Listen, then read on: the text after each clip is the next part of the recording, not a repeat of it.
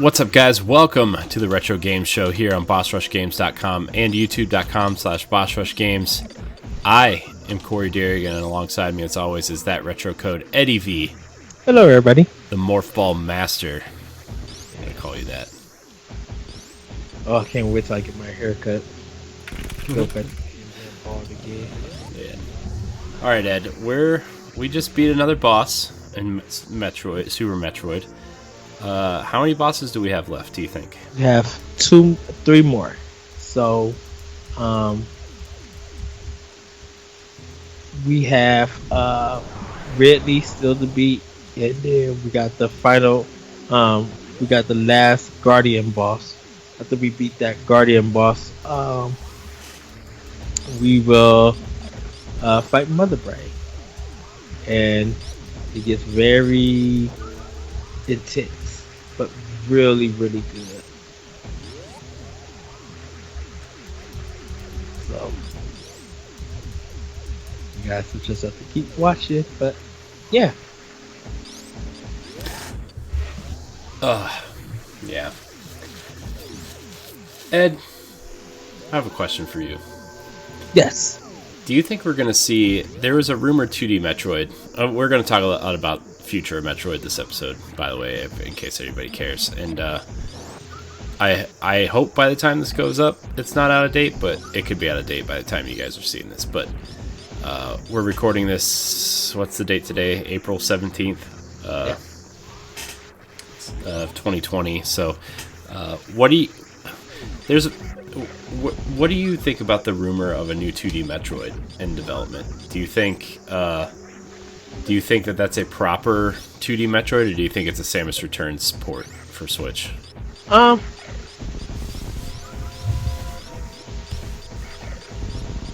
think it's a Samus Returns port. Or hey, it could be a collection of the Game Boy games. The Game Boy games. Game Boy Advance. The Game Boy Advance. Sorry. Yeah. Sorry about that. Fusion and Zero Mission. You can see that happen. Because, like, of course we want Metroid Prime Trilogy, but I'm like, a 2D Metroid or Switch would be lovely. It literally just depends on what time do they got to get it out.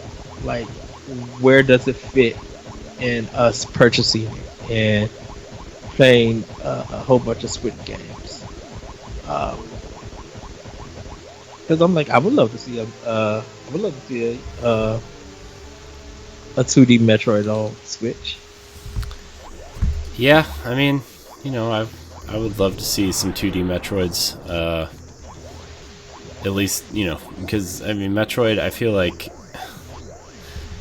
obviously it's not as popular as Zelda and Mario, but at the same time, I would love to see, them put the time and effort and care into Metroid. Not that they don't anyway, but, I would love to see them put, the same kind of marketing behind a Metroid game that they do Mario and Zelda, because I think, especially now, I think Metroid could be more popular than ever, especially with like kind of the 80s sci-fi stuff kind of being popular again and stuff.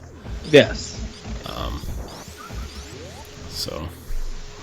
And I think if they do a nice collection for America, then Europe, because that was one thing that a lot of Americans were mad about with Super Metroid, was that the Europe version was better in its collectibles than the American version was. And more people would have spent the $80 or $100 to get that version.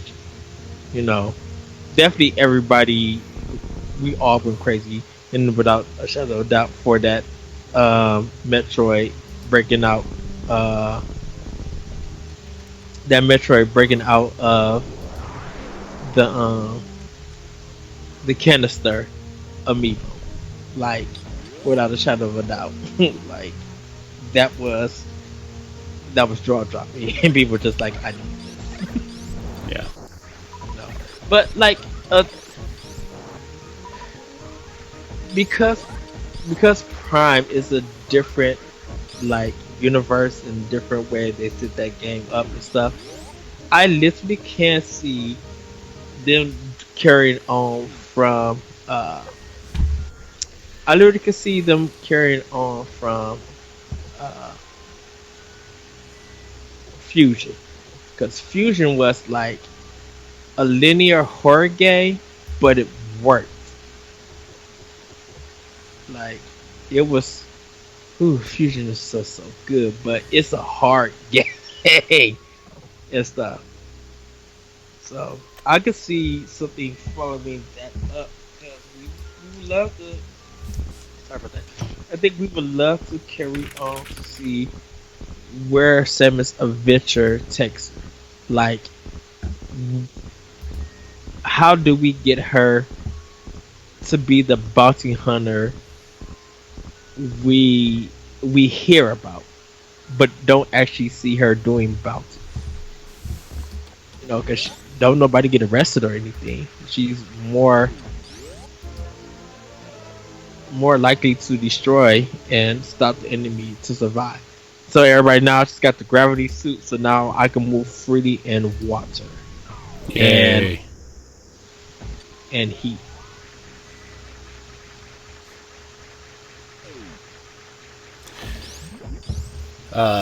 Yeah. I would like to see like cuz like I don't really know the whole story of Metroid, right? Like I just Mhm. don't follow it like I do Zelda or some of the other franchises that I, you know, kind of love, but uh I wonder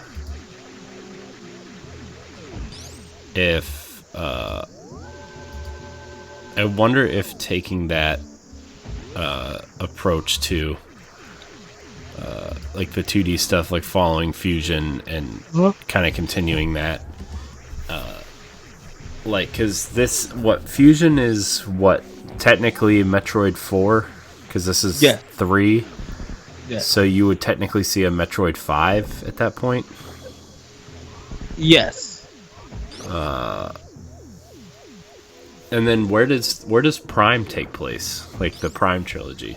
Prime is Prime supposedly takes. And I know Larry's going to give me on this. Prime originally was designed to be before Metroid even started. So it's before uh, before Samus met Mother Brain and stuff like that. Okay. So it's supposed to be in that realm, but it kind of feels like it takes place somewhere else. Like for some unknown reason, like it takes place like somewhere different than what it normally intended to be for some reason. But yeah, it was, all of that was the Prime series was all supposed to happen before one, but somehow they ended up splitting it off to something else. Okay. Yeah, I wasn't ever really sure how that worked, but Oh, believe me, I understand. I mean, not that Nintendo is actually very great at timelines. Let's be Kinda honest. like- That's a yeah, 100% agree. I'm starting to think also that every Mario game just is a retelling of Peach's worst birthday party ever. Because there's always a cake involved. There's always, you know, it's like one of those stories that like, as you retell it, you add stuff to make it seem more interesting and better. And Uh-huh. like now Mario's in space or, in the desert or on the moon, all that kind of stuff. Yeah. So Yeah, there's that aspect of it as well. That it's just kind of like, well, does Nintendo really care? Because I don't think they do. But I mean, I'm not really playing Nintendo games for story anyway. I do sometimes. I definitely get involved with Nintendo and some of their stories. No, I mean, I get invested in like the Zelda stories and stuff, but I mean like keeping track in the timelines and stuff. Yeah, that I don't do. It'd be like, oh, I'm stuck in this gameplay. Oh, I love experiencing this world. I'm going to continue to play. It's been 4.5 hours that I've been playing this game. Why? Yeah. So, yeah, there's that aspect of it as well. Um, but you know, it's fine. It's whatever. How are you feeling about Metroid Prime Trilogy HD and Metroid Prime 4? I mean the rumored HD trilogy. Do you think it's really done? Yes, I do. Yeah, I also do. And they're just waiting. I think they were working on it because they thought Prime would be out, or Prime 4 would be out earlier than it is, right? And they started work on prepping that project for like, you know, maybe like a 2019 or 2020 release date of Metroid Prime 4, and then they scrapped it and restarted. But obviously the trilogy work kept going, you know? Yeah. And so they're, you know, Nintendo's obviously notorious for keeping things on the shelf and then releasing it when it's, you know, ready. So, or when it's time, you know, when it's time, not when it's ready, but when it's time. So,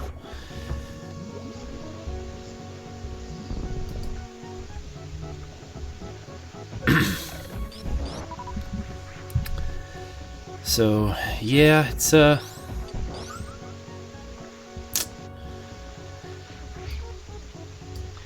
I wonder, what if, what would happen if Mario and Zelda, not Mario and Zelda, Mario and Samus switch genres of the game? Like, what if Mario played like a 2D Metroid game and Samus was in a level based game? I don't know. It would be weird, probably. Like, it played like a country game or something. Okay. Yeah. I don't know, man. I just think I don't really want to think about that right now because I think both games should just stay where they're at.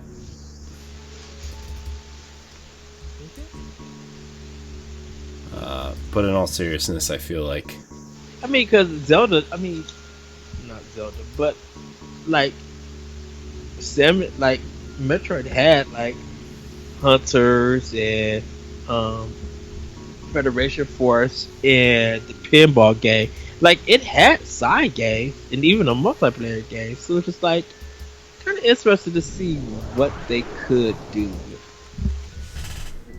Samus. yeah.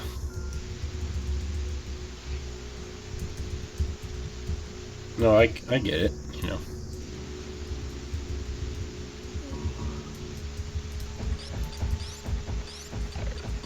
So, kind of interesting. But shoot, that'd be the same thing like for, well, God of War has become pretty much a got for PS4, I should say. God of War for PS4 has pretty much became a Metroidvania in a sense. Not so much the old games. You know, those were very linear. Um, yeah, I can see that. I mean, like, it felt open world, like it felt like it's a dungeon adventure game, but you know, you could never revisit those, a lot of that stuff when the story progressed. It locked you out.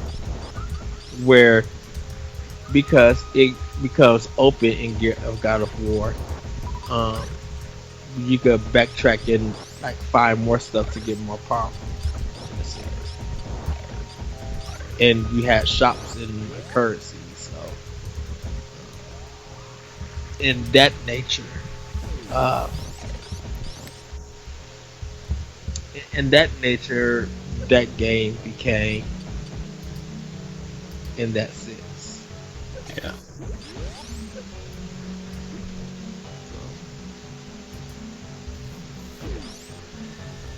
Yeah, I mean, I feel like you're going to start seeing the other first parties, especially even maybe Microsoft, take some influence. Like, we talked about how Microsoft could do something really interesting with Fable if they took some notes from Breath of the Wild, you know, and really kind of gave it, a new life. Because I think, I think Fable is a really interesting series that could be better than it has been. I mean, I love Fable just as much as the next guy, especially Fable 2, but I would really like to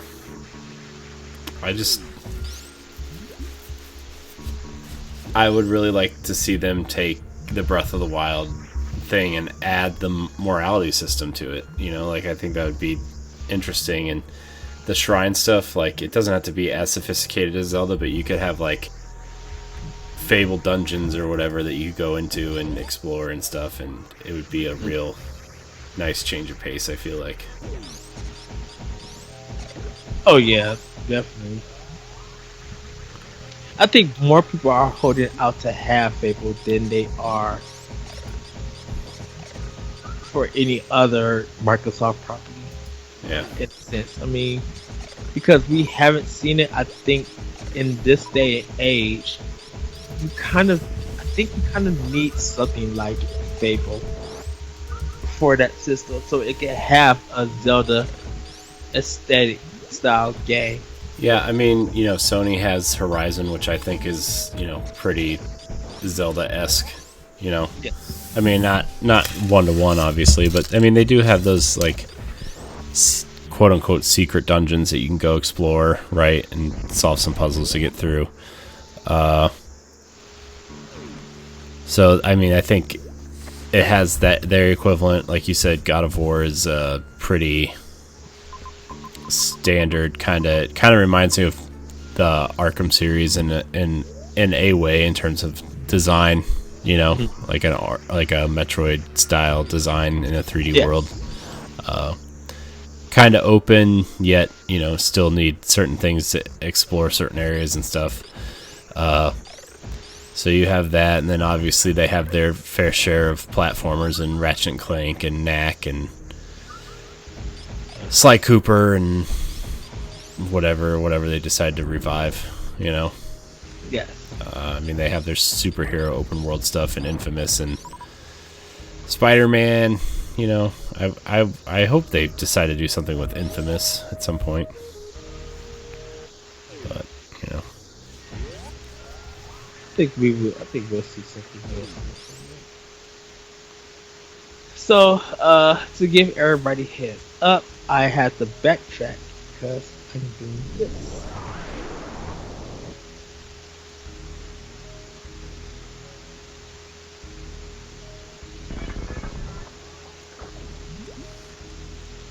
so Something don't learn, something they don't tell you in the game about that. It was one of those things that you found out on your own. Oh, but go ahead, Corey. Oh, I was just going to talk a little bit about, Metroid Prime. Like, I'm pretty excited to see how they modernize Metroid Prime, because I hooked my GameCube up. I was hoping to stream some this weekend, or this week while I was off, but I mean, I've been redoing the website and stuff, and I'm still tweaking it here and there, so we'll see if it happens or not. But I just I want to see how they modernize it. I hope they add modern first-person shooter controls to it. I mean, I think I think if they add Splatoon's control scheme to it, you know, Hmm. like a modern shooter to it, and really give us a huge. I would almost. I don't know. If they're going to start doing 2D Metroids again, I would almost prefer a Halo style experience to a Metroid experience, but, you know, with more like exploring and scanning and stuff. But I really hope they do something great with Metroid Prime 4 because I don't know, man. I think you need Metroid to be great for it to sell, you know?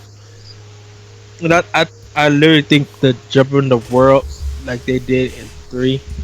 I think that's not going to be in the game. I think that one they could they could shut that one down. Which one?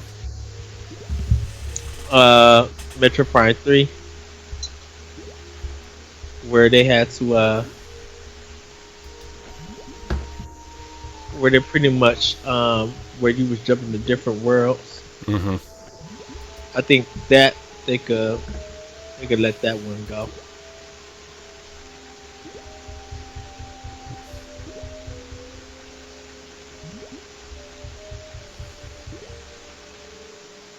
Because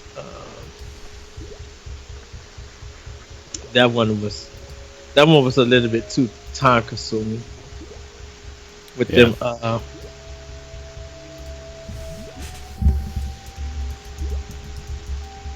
with them with the loading and jumping everywhere and stuff. It's like Yeah. No, I get it. You know, I just. Oh, what's this? Okay, yeah, let's do this guy.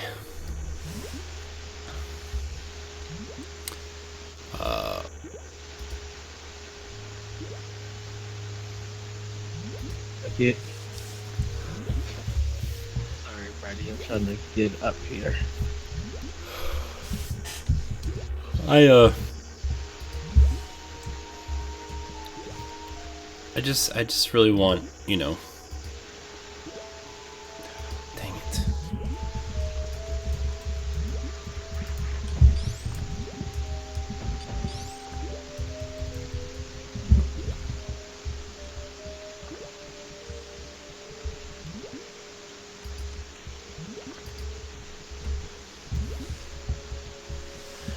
Oh, go ahead. What you gonna say, Corey?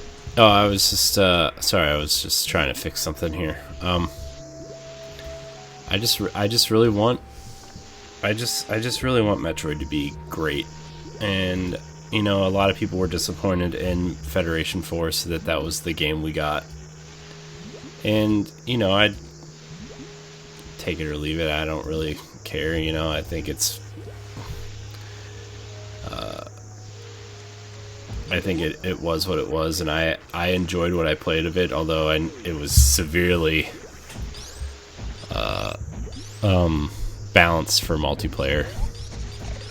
Which, I mean, it's fine, it was a multiplayer game, but it was just, you know. I think it was one of those games that people were more mad at what the platform it was on than actually being mad at the game itself. You know what I mean? Hmm. It was just like, hey, we are getting a new,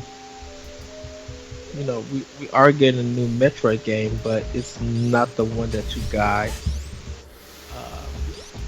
pretty much preferred in a sense. But it's just like, it's a Metroid game. Give it a try. You Hmm. don't like it, understand they tried to do something new.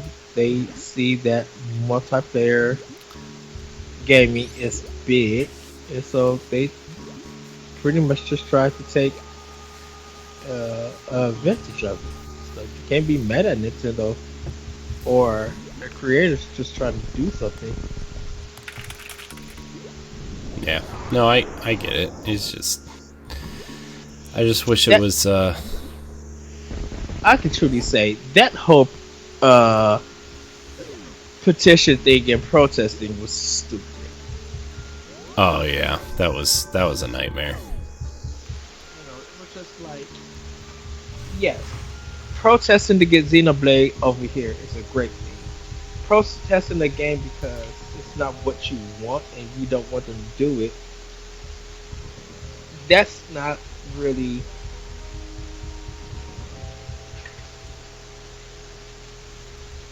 beneficial. Sorry, everybody, I had to eat something. Ed snacking over here. Snackety snack, am I right? Chicken bacon ranch from Domino's. We had Subway for dinner. Had oven roasted chicken with bacon and jalapenos and southwestern Chipotle Southwest sauce. Nice.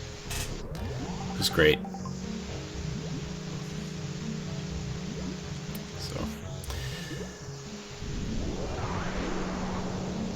So, where are we now in the game? Obviously, some sort of ice sewer cavern thing. Yes. So we are. I like the design of this world that you're in. Are you kind of underwater? Is that what? Yes. Okay. I love how Samus just stays on there. Yeah, it looks great. This is what I'm talking about, man. Like, just like the pride that Nintendo takes in the animation. Like, yeah, their games are simpler than, I mean, at least at first glance, like, the games are more simple than most, but, like, the attention to detail in, like, the animation, or, like, like you said, when Samus is holding on to the wall, and just, like, certain extra steps they take to make sure that the quality is there. Yes. It's just like it's just I don't really think there's companies that do it any better, and like that includes big super AAA developers. Like, I would like to think other people put this much effort, and I'm not saying like developers are lazy or anything. That's not what I'm saying at all, right? It's just like that sometimes, like, Nintendo puts the extra time into stuff that some other companies can't afford to take, and they do it because they're Nintendo and they can, and they, like, you know what I mean? There's some games that, if they took the extra time, could go from being good games to great games, or great games to amazing games. Yes. And for the most part, Nintendo does that work to go from great to amazing, and it's because of little things like that, like those little animations right there, so. Right. And it really gets, like, surprisingly to some people, it really gets detail on what they do and what they try to accomplish. And that's why I think when we was having that Zelda discussion, Corey, I think, sorry to bring it there, I think I literally think that's why it's not like they really they really want to focus on that quality. They just don't want to rush anything to get it out, Yeah. And that's something I don't want them to do. I want them to take their time, and when they're ready to release it, bam, they release it. Because you sometimes with games, you don't want them to get rushed and, like, have them forgotten in a sense. Yeah. Yeah, no, I hear you. See, I gotta try to get over there. Yeah. Can I clap for you? Will that work? Yes. I'm always here from the motivation. Man, I can't wait till we start playing, like, I don't know, co-op games, I guess. I mean, I love, like, I want to experience these great games. Like, I mean, that's why we started the Retro Game Show, right? Yes. But, like, playing through, like, Super Mario World or Mario 3 or something of that nature, right? Like, that's just... I hope we can do it, like, two-player, obviously, and kind of... Go from there. Yeah. Yeah, because, like, Super Mario Brothers 3. Gosh. It's such a great game. It really. I'm playing with the controller wired this time. And I'm saving a profile to where I can use B and Y instead of A and B. Oh yeah, that's right. So if people don't know, Nintendo released the update where you could finally configure controller, your controller. And that's something Corey definitely has been happy to have, I should say. Yeah, for certain games, definitely, especially like the NES stuff. And I was reading, you can save up to 5 profiles on one controller, so like you can switch between them. Hmm. So like they were using like, okay, so NES Classics is one setup that you can change, and then somebody had like a Dark Souls remastered thing, and then someone had a Diablo, like where they use the shoulder buttons for stuff, like all the Yeah. powers and stuff, and then they had the face buttons free to do other stuff with. Like, it was really interesting to see how people decide to play games. It's really interesting to see people play games differently.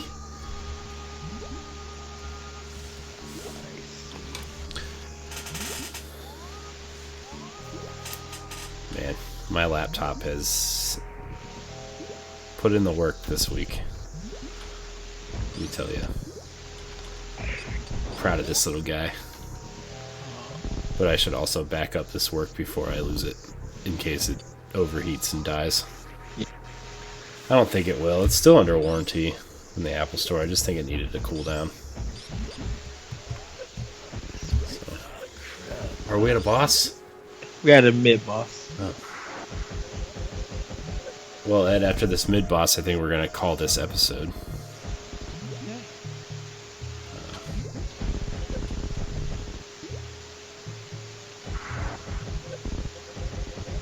Get him, Ed, get him. Get him with your missiles. We are boxing everybody.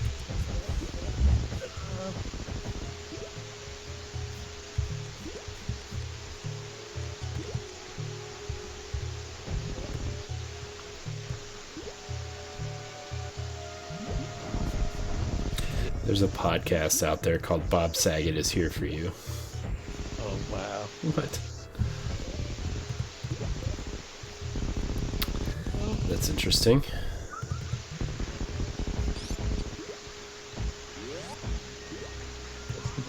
We're about to get through that.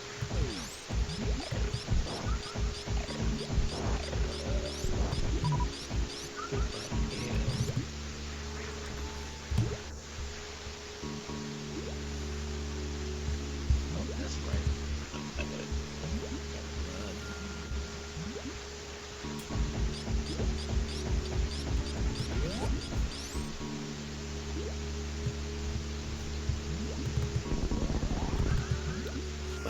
Oh, passing 3rd grade.